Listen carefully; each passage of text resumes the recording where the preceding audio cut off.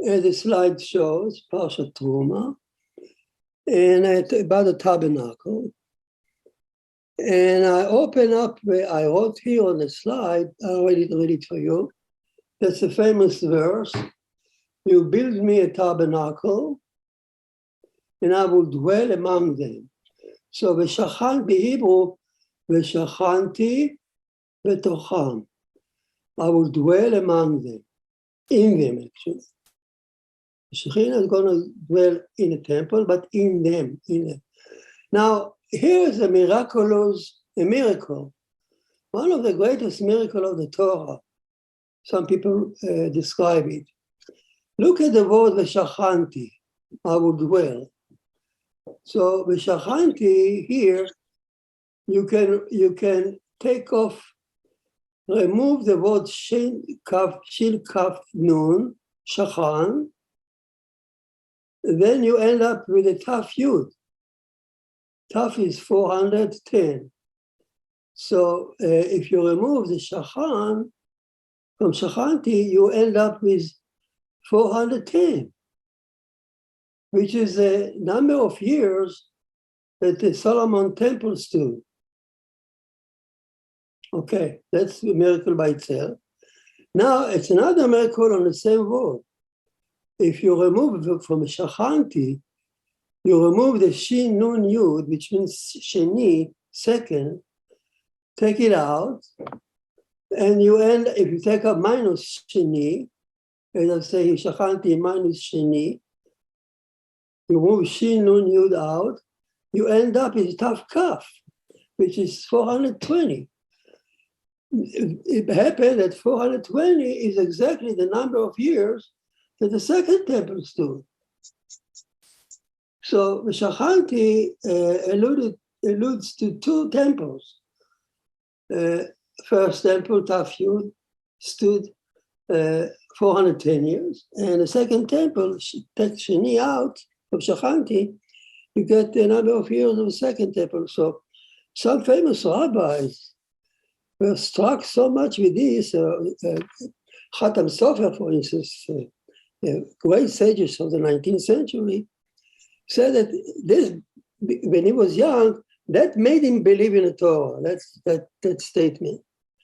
How it's possible that Hashem says here, "V'shachanti, I dwell among them"? Turn out that he alluding to the two temples. Of course, there's a question: where is it? Third temple? When time comes, we will know. Maybe it's hidden there too. Now let's say another point about this statement. Build me tabernacle v'shachanti b'tocham. Build me a tabernacle so I can dwell in them. It's a commandment. It's one of the 613 official commandments listed by the Rambam and by the Sefer Achinu, which means a commandment applicable to all time. It does not depend on Messiah. It depends only on our capability, political capability, as well as our willing, of course. But whenever it's possible for us, we need to build the temple. Of course, right now, it's impossible to do it politically. So, but the mitzvah is there. And it's not different than taking the Gula or taking any mitzvah of the Torah. So it's an eternal commandment to build a temple. There's only one difference, according to the Rambam. The mitzvah, the Rambam is very particular. He says it's a mitzvah to build a temple ready to build, to bring the sacrifices. So it means that the sacrifices themselves are not necessarily be done again, only the house, according to the Rambam. Where does it come from? How does he know? How can he write such a thing? Because it depends on the famous debate when this Parsha was given to Israel.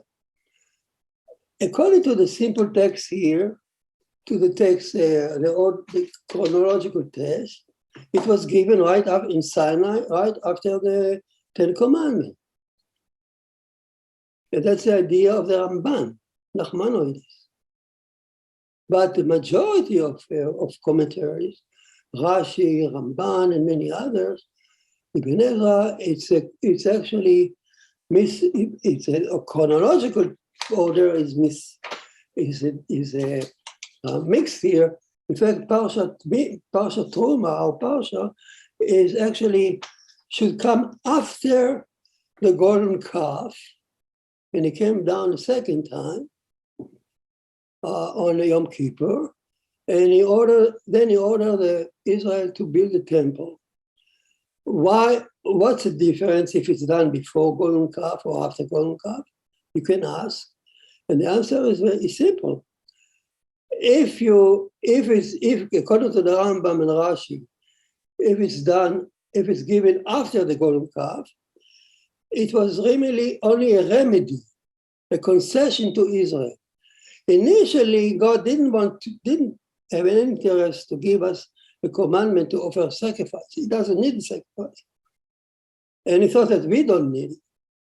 But once he saw that Israel messed up with the golden calf, they need something tangible. After all, we are all human beings, and especially those days. So he made a concession. Fine, if you're so entrenched in this tangible thing, build me a temple like all the other nations, and sacrifice for me like any other sacrifice.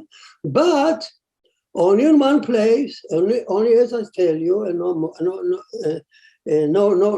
nowhere else. So if it's done as a concession to Israel, then the Rambam is very particular. He says, okay, in that case, if you build me a temple, a third temple, make it ready. But don't think for a minute that Hashem wants you to bring another slaughter animal at your stage of evolution, mental evolution. Humanity today doesn't need any more tangible thing like those days. So that's why the Rambam is particular. It says the commandment, build me a tabernacle, apply only to the house, ready with all the vessels, but please, no animal, no blood. Because you don't need it. It was only a concession. According to the other view, the Ramban, Noahides, who saw that, we said that it was given chronological right after the Matan Torah, is connected to the Torah. And in fact, the house is right, was not a concession. It was a placement of menucha, for rest for the Shekinah, and has nothing to do with the golden calf. Could be that even the Ramban, if you want to think about it, maybe if you squeeze the Ramban to the wall, he will admit, he said, okay, I understand, I separate between the house and the offering. So I would agree that the offering may be a concession, but the house itself is a pre-design before the golden calf to have the Shekinah in it. And I think that posture is what we are following today.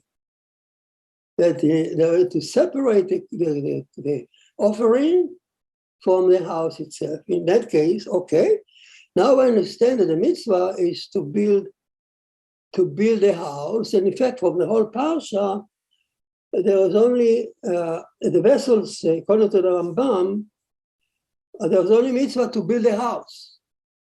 The Ramban doesn't say anything about the vessels in it, the table, the ark, the menorah. They are part of the house. Besides three things, the house, and then the showbread. It should be placed all the time, and lightening the candle of the menorah all the time. So there are three commandments associated with the vessels, but not the making of the vessels. Okay, so according to the Rambam, we follow the Sefer HaChinuch, there is a mitzvah, positive mitzvah to build a house, and there was no special commandment to build the vessel themselves. Beside the showbread that you should place all the time, and we'll see in a minute why. And also the candle of menorah should lighten also all the time. The Noahides, on the contrast, says no. It's not only the house, but you should count the vessel also as separate commandment. Table has its own. We should make me a table. You should make a table. It's a commandment, not different than a house. You should make me a holy ark. We should make, and so on. Every vessel, menorah, has its own positive mitzvah because it stands for its own values, and it's not just about a part of the house.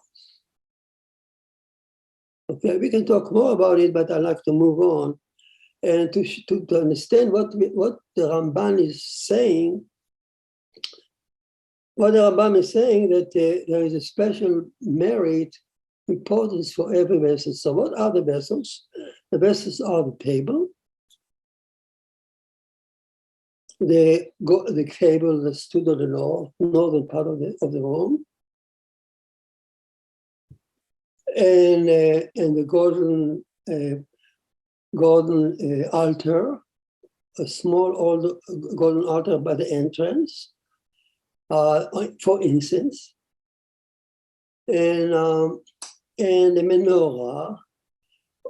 We take the view that menorah stood, let's say, on the southern wall, and the holy ark on the western wall, separated by partition.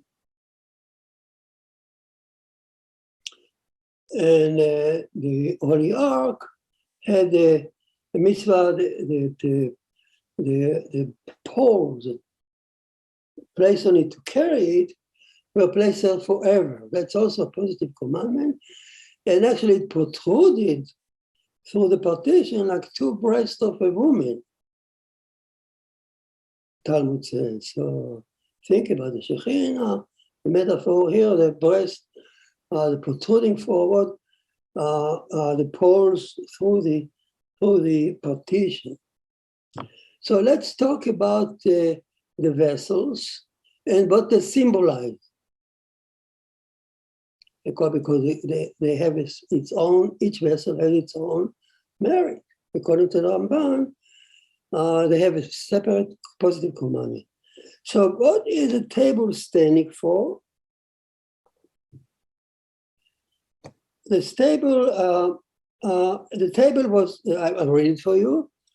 You should make me a table. You should make a table from shittim wood, and you should cover it or go from outside and inside. So it was like a wooden table.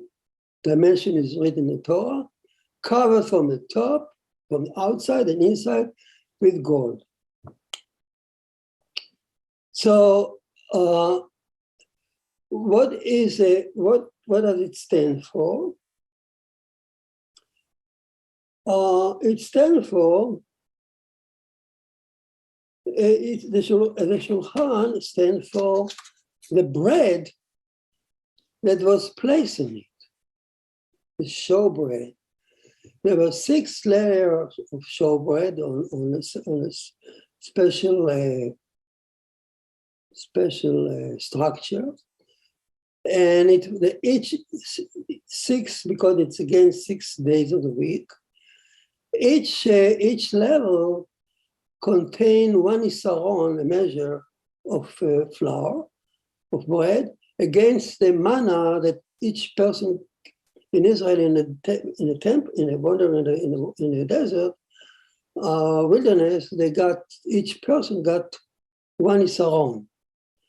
So on each day the showbread was one isaron against the manna measure, to remind us that our food comes from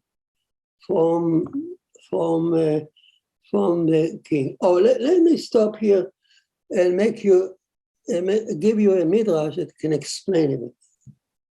Okay, the midrash says like this: why do we need a temple? Hashem gave us a Torah, Parsha Titro, Mishpatim, the law, and now suddenly the temple. So he said, think about a king, a famous king, an awesome king, who had a precious daughter that he loved so much, part of him. And then he found a good husband for her, important one, and he agreed to give the daughter, his beloved daughter. This was the only daughter he had. He gave it to this man, precious man, and he told the man, look, I give you my daughter, but she is my only one. And I love her so much, so I want to visit you. In fact, you don't know if I will be with you most of the time. Every time I walk there around, I'll be there in your house checking on her,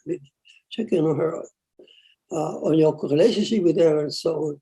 I love her. So please agree to give it to you as a wife, but please, in your home, make me a little tracline, a little chamber that I can sleep over.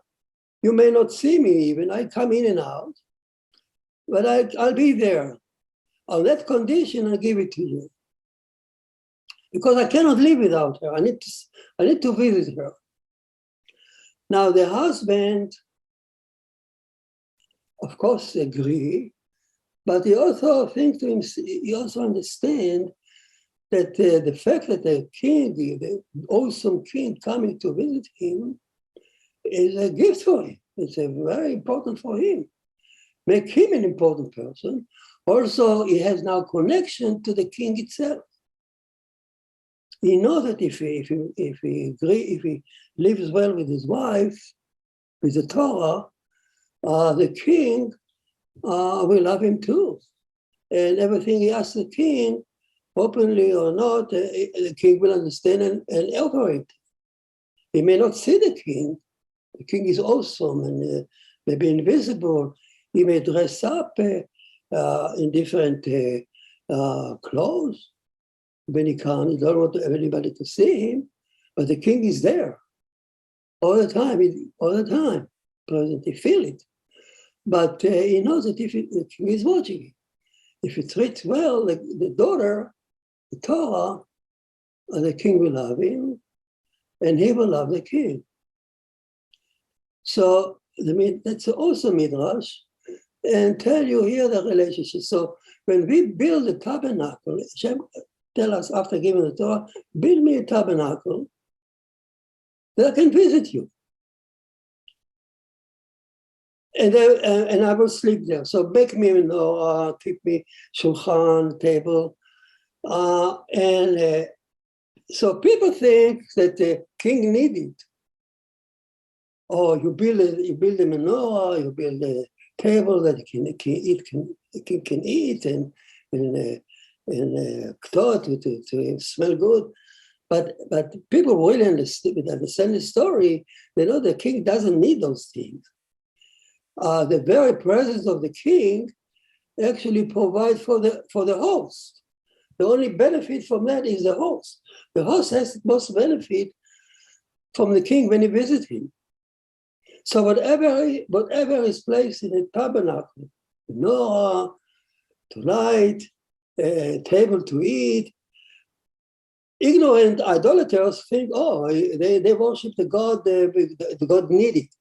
They don't understand that the table, a menorah, and the altar is not for the king, it's for the host. The host gets the most benefit. here we are with the table. God doesn't need the table to eat, but the table, the Zohar says, is a source of all bread in the world. All the material things we need come from the table. That's why it's gold from inside and out.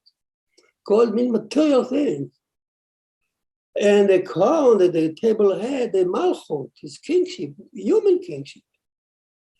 At the beginning, it was available to many kings. Saul and anyone could be a king of Israel. After David took the king, and it's for only him and his seed. So the crown is already taken by David. But the whole idea of the table is to provide food, material food for the entire world. The Zohar says to create food for the entire world. And the showbread are showing you that everything comes from heaven. That even the food that you eat, the material things that you eat, the company that you set up, the wealth that you create, it's not you, it's God giving to you. It's all part of the table, golden table. So it serves the host rather than the king. Now, opposite, once a week, by the way, it was the six days a week that you work. And on a Sabbath, the Levite, the Torah says the showbread should always be there, tamid. So when they replace it with the system, with the new system, the Levites were careful, they were expert in moving in such a way that for a minute, there was not 1 minute that the table was without bread. At the same time, they couldn't be twice. There couldn't be two sets. So they exercised it in such a way, they remove it fast, and they put the other one fast, so to make sure that those two conditions should apply. And it turned out that during the week, we eat from God. On the Sabbath, the Levite ate those showbread. So on the Sabbath, we eat from what we prepare for the Sabbath. So the Sabbath, you don't cook, you don't prepare. You eat for what you prepare all week long. Okay. We can go more about that, but I want to move on to the symbolism of the Holy Ark now, opposite the table. The Holy Ark was made also by 3 levels, 3 blocks: gold, wood, sheeting wood, and gold. So there's 2 systems, gold, wood, gold, but complementary each other, because the essence of the table was the gold. You could get rid of the wood, but you need gold. The ark is the opposite. The essence of the ark is wood. You could build an ark only with wood, and gold didn't matter. So they are complementary each other. One is more the wood, which is the wood of the tree of life, that the Torah inside the Holy Ark. So that's why wood is important, as opposed to gold, which is our wealth during the week, material thing. So this is spiritual benefit to the world, Torah, the Torah in it, as opposed to the material thing. Now, on the ark, there were 2 cherubs. As Rabbeinu Bachiv said, those 2 cherubs were Elohim, mean that the attribute of justice and the attribute of mercy, holding hand in hand, wing against wing, like it was in Eden. And a space under the cherubs, this is a space of Shekhinah, so to speak, dwell. That's where Moses heard the voices. and all the prophets of Israel heard it from that space under the wing of the cherubs.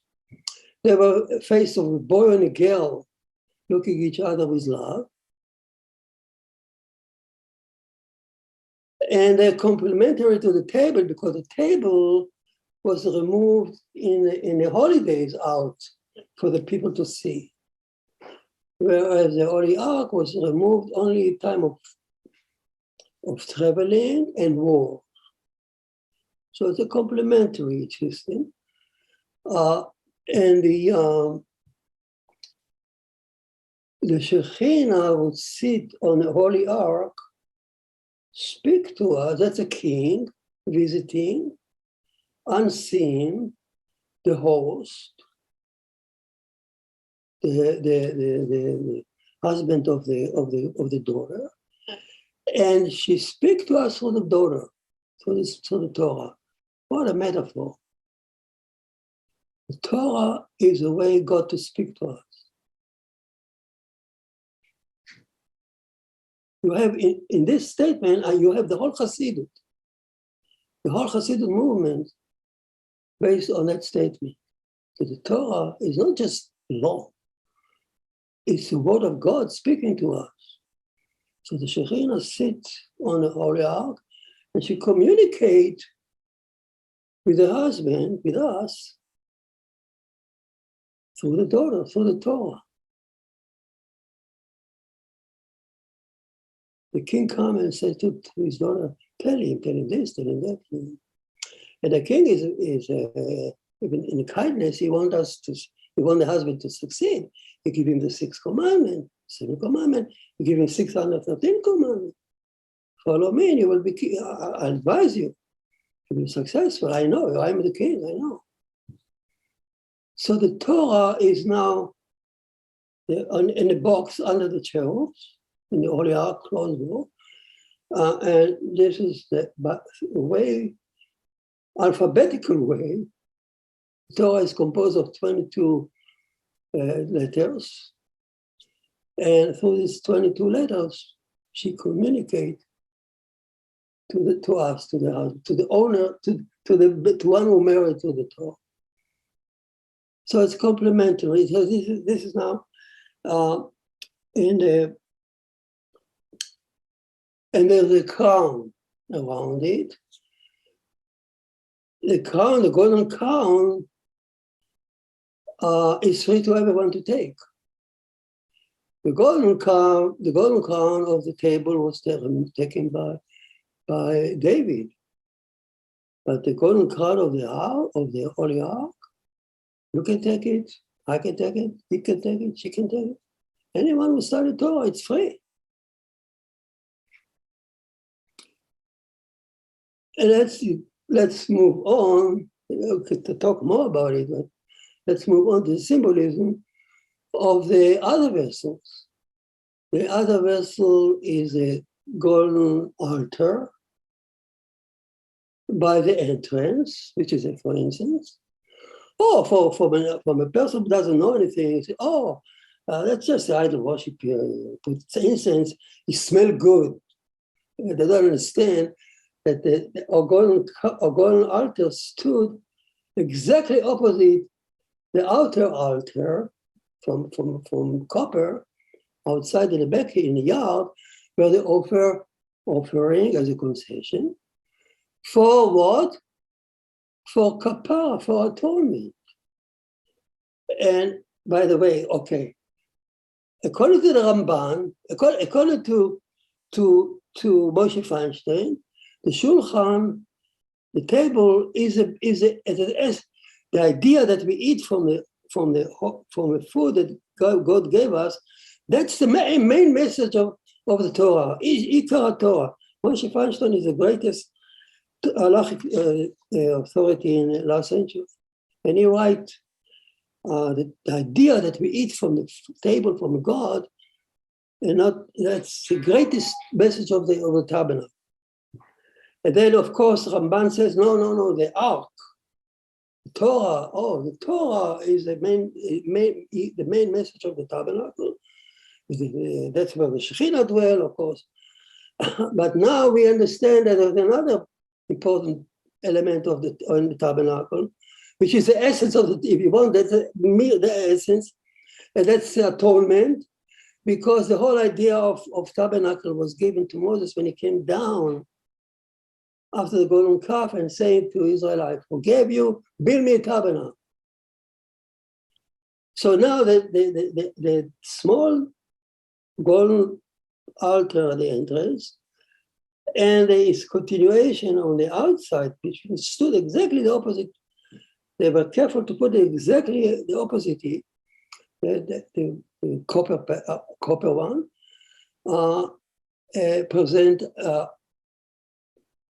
confession, repentance, atonement, and that's, my friend, is the essence of the tabernacle. The Yom Kippur service in the temple, up to today, until today in the synagogue, this is the holiest, the most important day of the year of our life.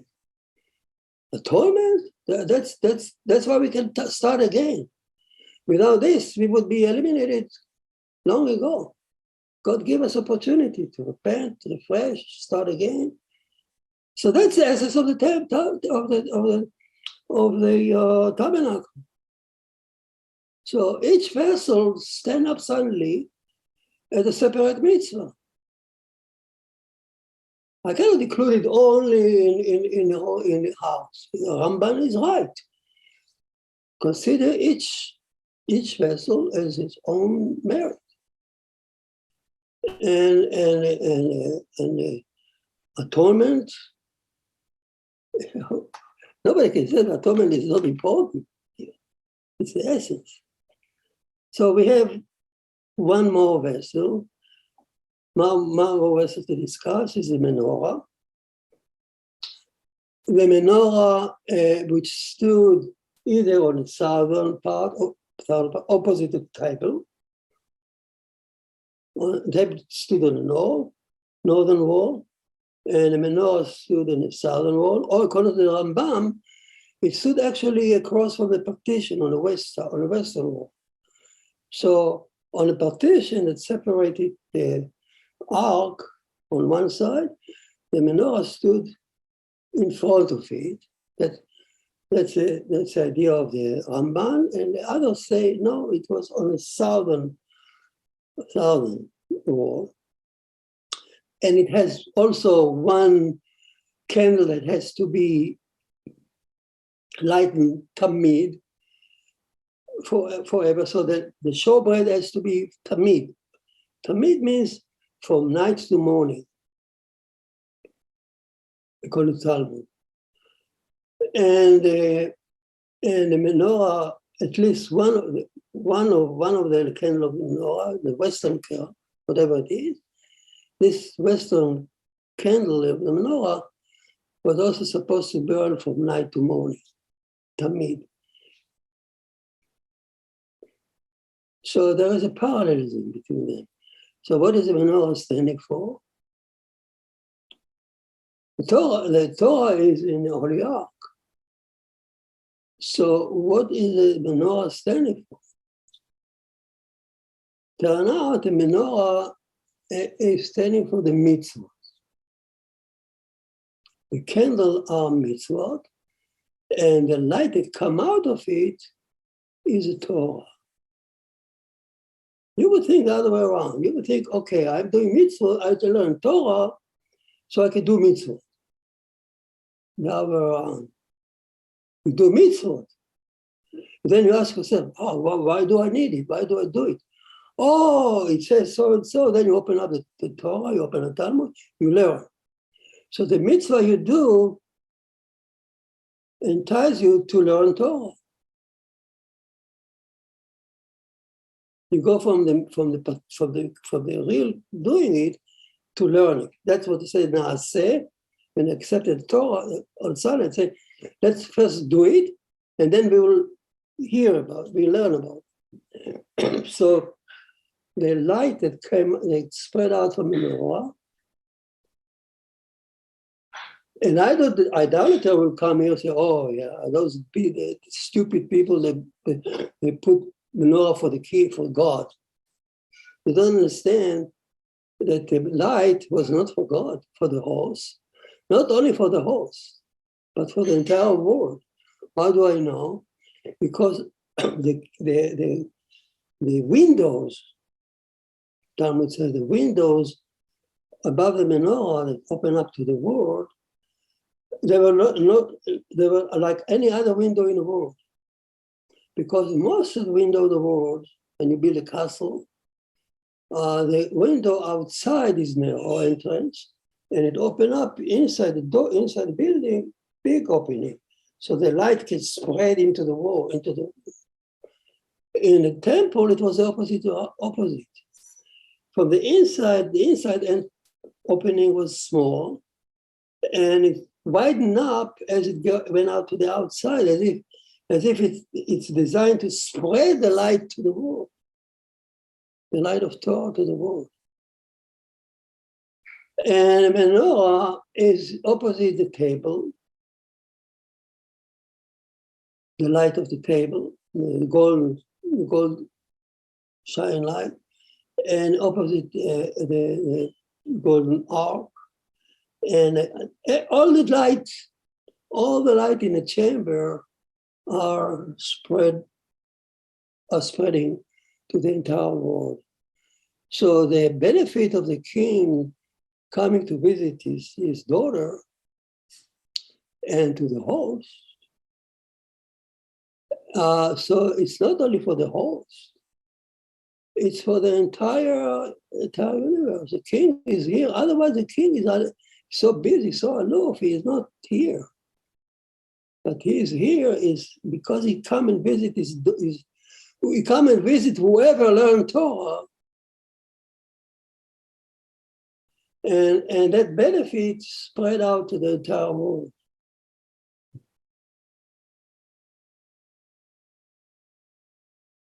So now I understand. And by the way, the menorah had six we call it cans, or 7 lights. So the middle one is the Sabbath, and the 6th or the 6th day of the week. And the symbolism here of the Sabbath supporting the entire week, and so on. So here we have now, in summary, the tabernacle. Talk about the symbolism of the tabernacle, and the benefit it will bring to the entire world. Okay, one more thing. It looked like the king is giving us so much, shower us so much goodness. Does he ask something back in return?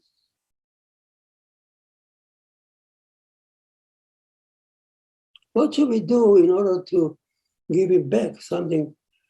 If you don't give him back something, it's not right. The father who shower love and goodness on a child without asking anything in back is actually destroying the child. The father must ask something from the child. Listen, my son, I gave him the car, but I demand this and this and this. If you just give him the car, what can he will despise you. He won't even appreciate the car. You must ask something in return in order to close the cycle of giving and taking. It's the meaning to accept goodness without giving something back. It's the meaning, busha, is humiliating, the Zohar says.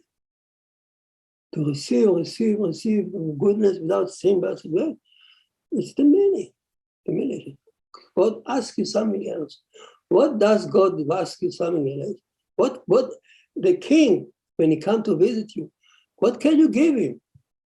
He owns the world. He owns everything. Can you give anything to God? One thing, Moses says, what in Deuteronomy? What? Listen, Israel, what does Hashem ask you for? What? He asks you only one thing, he said, fear him and love him. Not fear for his retribution. That's for children. Fear him as a king. Recognize him. How do I know that this is the right interpretation? Because that's chapter 1 in Genesis. Let us make Adam in our form. He gave us so many things. He made Adam image of God. And he opened up the idolatry option. We ask, the idolatry option means simply recognize me and don't follow the idols that you love. Love me and not love the idols. Fear me and not fear the idols. Recognize that I am the one who give you those food from the table, the spiritual level from the Torah, the light, the sustenance. Recognize me, that's all. That's all the kid asks. The father asks to the child, I give you a car, just recognize me.